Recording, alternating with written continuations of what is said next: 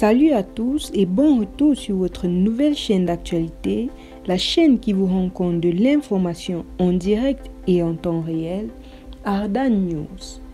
Depuis quelque temps déjà, la Côte d'Ivoire et son voisin le Mali sont en proie à de vives tensions du fait que le Mali aurait mis aux arrêts certains soldats ivoiriens. En effet, la Côte d'Ivoire a demandé au Mali ce mardi 12 juillet la libération sans délai de ses 49 militaires arrêtés injustement dimanche à l'aéroport de Bamako et accusés d'être des mercenaires, niant toute intention de déstabiliser son voisin. Bien sûr, cette affaire ne manque pas de susciter des réactions de toutes parts et le musicien malien Sidiki Diabaté n'est pas resté en reste.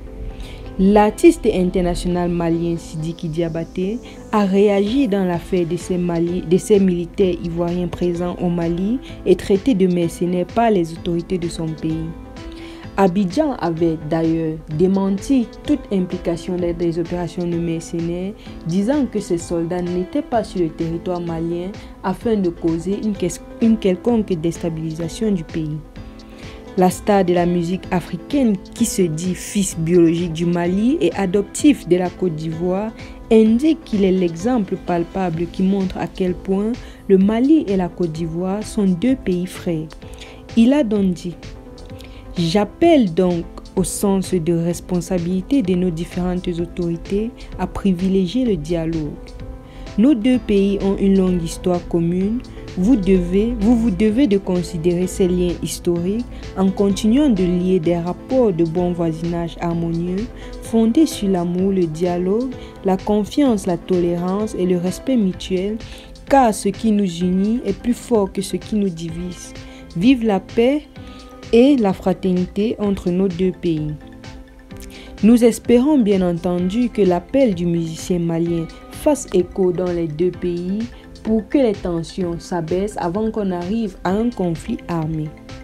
Sachons d'abord que lundi, le gouvernement malien a qualifié les soldats ivoiriens de mercenaires et selon ce gouvernement, ils se trouvaient illégalement sur le territoire national du Mali en possession d'armes et de munitions de guerre sans ordre de mission ni autorisation. Chose déboutée effectivement par Abidjan, car selon Abidjan, la présence de ces soldats est dans le cadre d'opérations de soutien logistique à la mission des Nations Unies au Mali, la MINUSMA, est bien connue des autorités maliennes.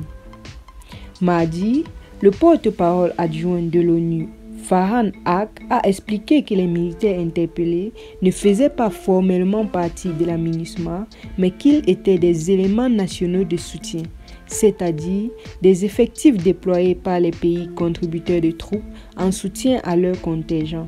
C'est une pratique commune dans la mission de maintien de la paix.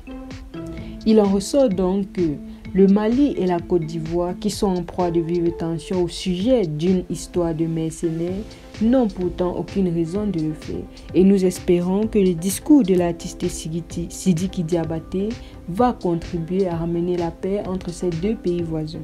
Merci de nous avoir suivis et à très bientôt pour plus d'actualités. Restez connectés et n'oubliez pas d'activer la cloche de notification.